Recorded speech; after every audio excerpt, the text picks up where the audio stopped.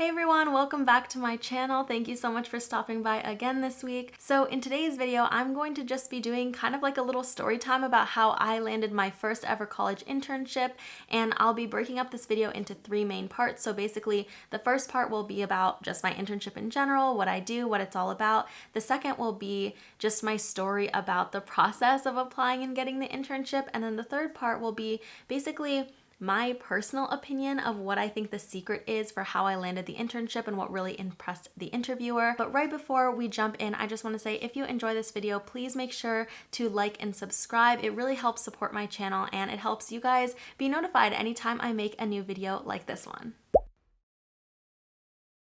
Before I talk about how I landed my internship, I feel like it makes sense to tell you what my internship even is. So right now I am interning at GBH, which is a public broadcasting studio based in Boston, and they produce shows like Nova, Antique Roadshow, and kid shows like Curious George and Arthur. And so specifically, I am working in the children's programming and youth media department on their show High School Quiz Show, which you can check out on YouTube. The episodes are up. I feel really grateful to be able to intern for them, specifically because my little sister and I grew up watching and loving the shows that GBH produced, specifically things like Martha Speaks, Rough Men, like I said, Arthur and Curious George, and it kind of feels like things came full circle in a way because, like I said, I grew up watching those shows and now I get to work on them. So in fall of 2019, which is when I was a sophomore in college, I saw the kind of internship listing on a platform called Handshake, which is a platform that kind of posts job listings and internship opportunities that I have through my school, and I applied for it because I was really intrigued, and I got to the final interview stage where I had an interview. I felt really good. I was like, yeah, this is going great. I feel pretty good about it. I got rejected. So then I decided to apply a second time because I was like, okay, I'll just apply again. Like, what's the harm? Let's see. So I applied again. I got to the interview round again, the final round, and I got rejected again. So after this, I was kind of like, oh my gosh, I don't know what I'm gonna do. I thought I was a great fit for this internship, but I got rejected twice, even after getting to the final stage twice, which felt very frustrating at the time. So what I decided to do was, I was like, you know what?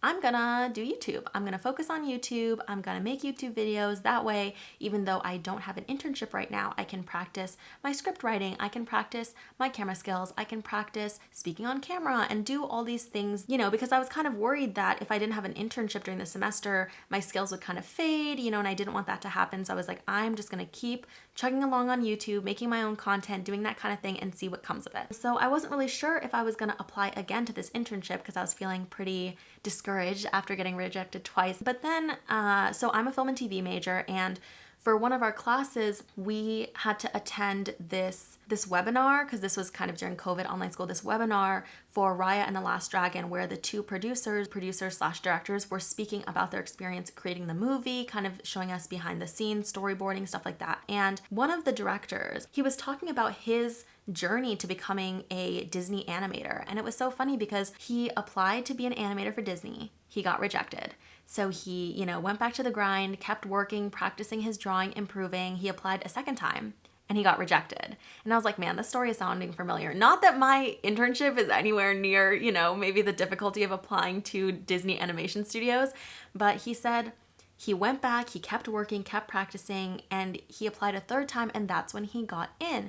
And I just thought that it was so cool that he was sharing this with us, because what if he didn't apply again and again? What if he didn't apply 3 times? And I mean, look at him now. He's a director, and he worked on Moana and Frozen as well, Big Hero 6, and now he's directing Raya and the Last Dragon, which was, a very big animated film. So it just kind of, I guess, encouraged me that even if you get rejected a couple times, it's not necessarily about the fact that you're not good enough or you wouldn't be a good fit for the internship. It's really about persevering and I think applying over and over, because when you're in an industry like this, when you get rejected, I really don't think it means you're not talented. I think it just means that there's so much competition. And so I was like, okay, you know what? I'm gonna apply a third time. So I applied a third time, believe it or not, and I got to the final interview stage again, and it was really interesting. In the interview, or in the cover letter, I had talked about my YouTube channel. I don't know what came over me to write about it, because normally I would just put my studio experience, like stuff I've done with BUTV 10 at school and things like that, but in this cover letter, I was like, you know what?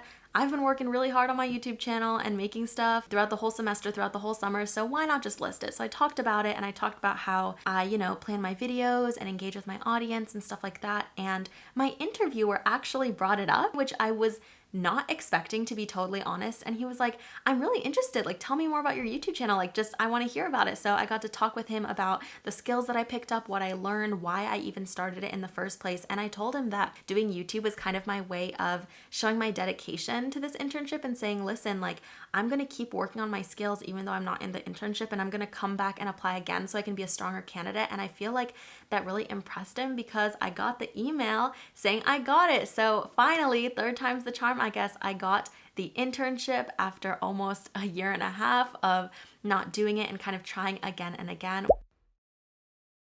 So in terms of what I think was the secret to how I landed my internship, like I mentioned, I really was surprised with how much I got a chance to talk about my YouTube channel in the interview. I just got to share what I did to kind of build my channel. I got to talk about my work ethic. So I think that the interviewer overall was just really impressed and intrigued about how I talked about building a YouTube channel in my spare time as kind of a personal passion project. So for me, I would say that a great way to put yourself ahead and show what a strong candidate you are for that internship is to work on a personal project that really shows your work ethic and your passions. Obviously, some of you watching right now are not film and TV majors, so maybe YouTube as a personal project doesn't make the most sense, but a personal project can be anything related to your path of study, anything related to the internship that you're trying to get. And my point is that a personal project, I think, is just a really creative and strong way to have have a tangible thing to show positive skills about yourself and highlight your work ethic. Because again, you have your resume, you have your cover letter, but a personal project is tangible. Like, it really shows